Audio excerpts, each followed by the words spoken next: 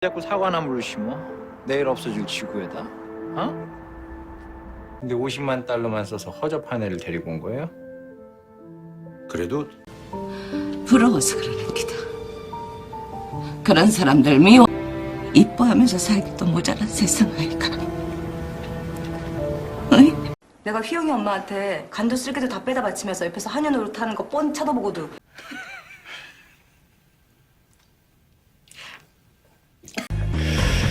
어떤 땐 사람이 사람한테 해서는 안 되는 일들도 어쩔 수 없이 해야 했고, 이유는 단 하나. 그제 희생을 잊지 않겠다고. 그럼 그거 알고 있은 거잖아. 죄송합니다. 내가 맞다 왜 들어왔는데?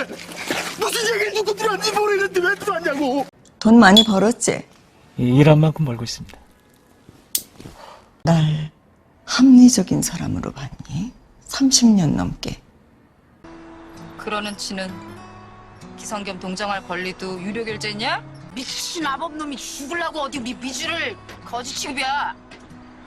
내가 얼마나 치명적일 수 있는지 지대로 한번 보여줘. 응? 왜 자꾸 유치장에서 자? 왜? 좀 보고 살아 그러니까. 지금 밖에 난리야 난리. 시발 나 좀 살려주라. 참 겁이 안 나. 당신을 이렇게 살려뒀는 줄 알아. 야? 이거 완전 또라이 아니야? 아니 누구한테 감히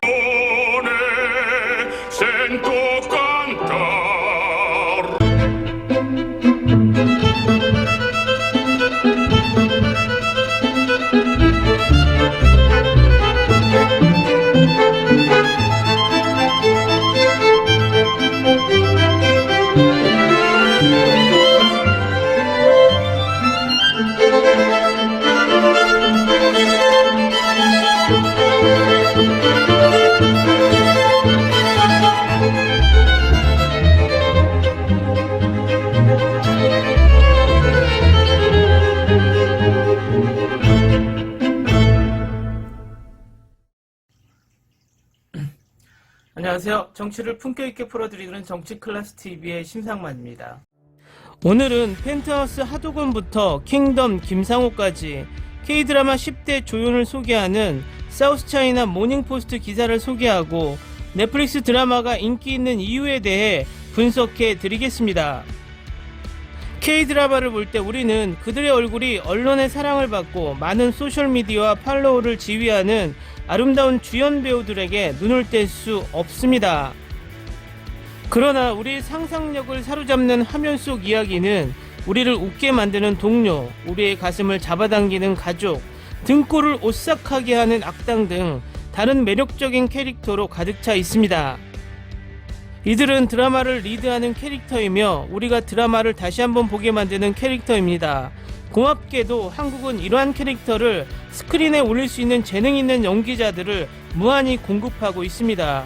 K드라마에서 가장 신뢰할 수 있는 그런 의미에서 조연배우 10명을 선정했습니다. 첫 번째, 오정세. 사이코지만 괜찮아에서 오정세는 김수현의 자폐형으로 나와 감동적인 연기를 보여준 것을 기억할 것입니다. 백상예술대상 최우수 조연상을 수상한 이유는 동백꽃 필 무렵에서 공효진의 집주인 역을 맡았고 스토브리그에서 뛰어난 팀 오너를 맡은 데 따른 것입니다. 원래 영국 배우였던 오 씨는 20년 전 영화에 데뷔했으며 로맨틱 코미디 션샤인 러브를 비롯해 목숨 건 연애 등을 포함하여 기억에 남는 역할을 했습니다. 두 번째, 김혜숙. 작년에 김혜숙은 자신을 또 한 번 알리는 캐릭터를 연구하며 두 편의 히트 드라마에 출연했습니다. 슬기로운 의사생활에서 그녀는 유연석의 재미있는 어머니와 스타트업에서 배수지의 다정한 할머니였습니다. 김혜숙의 경력은 1980년대 초반으로 거슬러 올라가며 영화와 TV에서 특히 주인공들을 지지하는 어머니 역할을 연기하는 데 있어 오랫동안 인정받는 배우였습니다. 그녀의 경력의 하이라이트는 가을동화와 피노키오와 같은 K드라마와 영화 도둑들과 같은 흥행작이 포함됩니다. 세 번째, 김선영. 백상예술대상 최우수 조연상을 수상한 사랑의 불시착에서 북한 주민을 연기한 김선영처럼 북한 사투리를 익힐 수 있는 배우는 거의 없을 것입니다. 시청자들은 또한 그녀가 자신의 이름을 사용한 캐릭터인 향수를 불러일으키는 드라마 응답하라 1988에서 그녀를 구수한 지방사투리를 쓰는 이유 중의 하나로 인정할 것입니다. 최근 그녀는 동백꽃 필 무렵에서 격렬한 동네 아줌마를 연기했고, 베가본드에서는 평범한 식당에서 잠복 근무를 하는 에이전트를 연기했습니다. 네 번째, 이경영. 잘나가는 CEO나 정치인을 연기하는 모습을 자주 봅니다. 베테랑 배우 이경영은 작년의 히트 드라마에서 그의 끈적끈적한 중력과 잔혹한 목소리를 온전히 드러냈습니다. 부부의 세계에서 박해준을 영화감독이 될 수 있게 한 사업가 역을 맡았습니다. 주지훈의 하이에나에서는 법무법인 창립자이기도 하고, 일반적으로 영화나 드라마에서 주인공을 상대로 등장하는 그의 캐릭터는 부하 영향력을 놓고 다투는데 항상 어려움을 겪게 됩니다. 다섯 번째, 하도권. 하도권은 아직 드라마 현장에서 비교적 새로운 얼굴이지만 기억에 남는 1년의 조연을 통해 이미 상당한 인상을 남겼습니다. 펜트하우스에서 그가 연기한 두 번째 시즌은 현재 방영 중입니다. 하도권 씨는 대학에서 성악을 전공했고, 그 덕분에 노래 선생님을 연기할 수 있었습니다. 그는 이전에 스토브리그에서 에이스 야구 선수로 활약했으며 좀비 탐정에도 출연했습니다. 여섯 번째, 김상우. 김상우가 드라마에 등장할 때마다 화면이 바로 예열됩니다. 오늘날 활동하는 가장 상냥한 배우 중 한 명인 그의 넓은 미소, 주름진 눈, 고르지 못한 치아를 드러내는 웃음은 그의 캐릭터가 어떤 상황에 처해 있는지를 바로 알게 해줍니다. 지난 2년 동안 킹덤에서는 황태자의 듬직한 보디가드로 놀라운 액션 장면을 선보였고, 스위트홈에서는 뭐든지 만들어내는 장애인 역으로, 또 현재는 공상과학 액션 시리즈 루카에 출연 중입니다. 일곱 번째, 문숙. 문숙은 조병규의 악마전사의 사업 파트너, 위건 역은 우아한 존재감으로 주목을 받았습니다. 경이로운 소문에서는 긴 은색 자물쇠를 꿰뚫는 눈으로 사제에서 수녀로, 그리고 라이프 온 마스에서는 정경호의 어머니로 이슈를 일으켰습니다. 그녀는 1970년대 초반 남편 이만희 감독을 위해 연기를 시작했지만 남편이 사망 직후 은퇴했습니다. 38년 후 그녀는 영화로 다시 돌아왔고, 뷰티 인사이드를 시작으로 계속 연기를 하고 있습니다. 여덟 번째, 이봉련. 런던에서 엽기적인 영화사 대표로 연기하는 이봉련은 스위트홈에서 아이를 잃은 가장 이상한 몬스터가 된 절망적인 엄마로서 지난 몇 달 동안 기억에 남는 완전히 다른 두 캐릭터를 연기했습니다. 10년 전 데뷔한 그녀는 크고 작은 스크린에서 조용히 자신의 이름을 밝히고 있으며 더 큰 역할로 꾸준히 등장했습니다. 그녀는 최근 영화 1982년생 김지영과 엑시트에서 조연으로 유명해졌습니다. 아홉 번째, 김원혜. 오늘날 한국에서 활동하는 가장 바쁜 배우 중 한 명인 김원혜는 일반적으로 1년에 약 8편의 드라마와 1편의 영화에 출연합니다. 하지만 그의 필모그래프에서 가장 인상적인 것은 그 양이 아니라 작품의 다양성입니다. 그는 코미디 SNL 한국판에서 첫 몇 시즌 동안 자신의 코미디 솜씨를 증명했으며, 시그널에서 김혜수의 콜드케이스 팀의 신경질적인 멤버로, 열혈사제에서는 화려한 러시아 갱단 리더였습니다. 멜로드라마에서부터 시대 이야기, 그리고 긴장감 넘치는 스릴러에 이르기까지 그는 어떤 캐릭터로든 시청자들에게 실망시키지 않습니다. 열 번째, 장영남. 장영남은 지난해 사이코지만 괜찮아에서 쿨한 간호사 역을 맡아 다재다능함을 뽐낼 수 있었습니다. 피노키오에서 이종석의 비극적 어머니를 연기하는 것부터 역도요정 김복주 감독역까지 그녀가 연기해서 다루지 않는 캐릭터 유형은 거의 없습니다.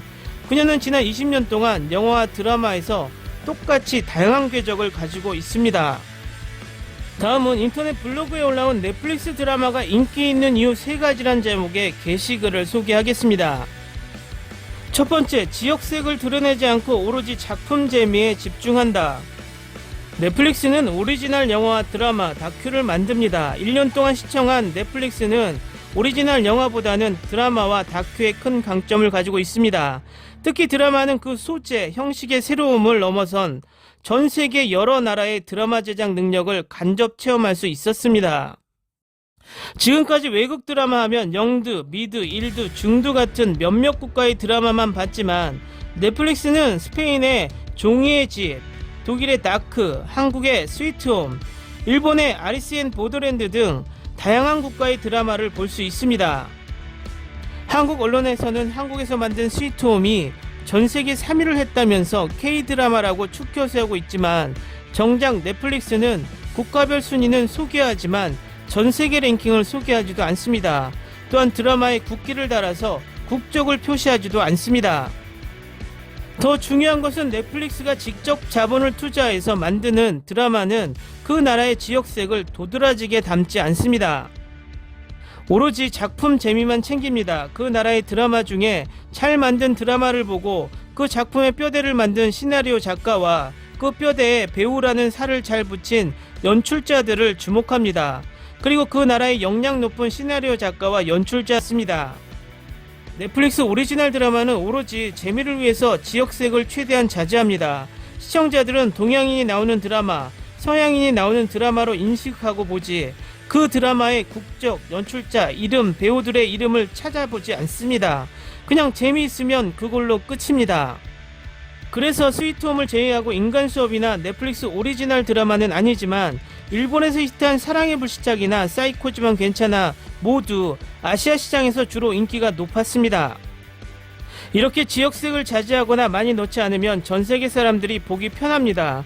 지역색이 너무 강한 드라마들은 그 나라의 문화를 이해하는 사람들은 오히려 매력으로 다가오지만 그 나라의 문화를 잘 모르는 사람들은 오해를 하거나 곡해를 할 수 있습니다. 두 번째, 주연 배우의 인기와 인지도에 기대지 않는 넷플릭스 드라마. 지상파에서 드라마를 만들 때 가장 중요시하는 것은 시나리오, 연출자, 그리고 배우입니다. 인지도가 높은 배우를 주연으로 해야 실패하지 않는 드라마를 만들 수 있습니다. 특히 팬덤이 강한 배우가 주연을 해야 그 배우의 팬들이 마중물 역할을 하거나 최소한 인지도가 높은 배우가 주연을 해야 많은 사람들의 관심을 가지고 봅니다. 그러나 생판 처음 보는 배우가 주연을 한다면 누가 보려고 할까요? 게다가 유명 배우가 나와야 광고주들이 광고를 붙여주고 스폰 회사들이 늘어납니다. 그러나 이런 배우 중심의 드라마의 맹점은 연출, 시나리오에 있습니다. 때깔 좋은 배우가 주연을 하면 뭐합니까? 시나리오와 연출이 좋지 못하면 아무리 좋은 배우, 인기 높은 배우가 나온다 해도 드라마의 큰 인기를 끌기 어렵습니다. 넷플릭스 오리지널 드라마 스위트홈의 주연 배우인 송강은 저도 이 드라마를 처음 봤고 이전에도 많은 드라마에 나오지 않았습니다. 인지도가 높지 않은 배우를 지상파 드라마들이 주연으로 발탁하려고 할까요? 방송사가 무명에 가까운 신인 배우를 주연 배우로 삼고 싶어도 스폰을 해주는 업체들이 스폰을 주지 않고 광고를 주지 않기에 쉽지 않습니다. 그러나 넷플릭스 오리지널 드라마를 보면 주연, 특히 조연들은 처음 보는 배우들이 참 많습니다. 스위트홈의 이도현, 송강, 고민식, 고윤정 등등 인지도가 높지 않지만 뛰어난 연기를 보여주는 배우들이 참 많았습니다. 보건교사 안은영의 그 많은 학생 배우들도 매력적인 조연 배우들이 참 많습니다. 인간수업은 또 어떻고요? 이렇게 넷플릭스는 유명 배우에 기대지 않습니다. 이럴 수 있는 이유는 넷플릭스 드라마는 광고주들의 입김이 없고 스폰을 받을 필요가 없습니다. 저 같은 시청자들이 선불로 지급한 월정의 구독료를 모아서 과감한 캐스팅을 합니다. 또한 유명 배우를 많이 배치하지 않아서 출연료를 줄일 수 있습니다. 그럼 그 줄인 출연료를 어디에 쓰느냐? 시나리오와 연출 그리고 CG 같은 작품 퀄리티에 투자합니다. 넷플릭스는 나라마다 담당자들이 있습니다. 이 지역 담당자들은 대륙별로 매주 미팅을 통해서 그 나라의 드라마 제작 정보를 공유합니다. 세 번째, 거대한 제작비 지원만 하고 간섭은 하지 않는다. 넷플릭스 오리지널 드라마 킹덤의 시나리오를 쓴 김은희 작가는 넷플릭스는 간섭을 하지 않는다는 말을 수시로 했습니다.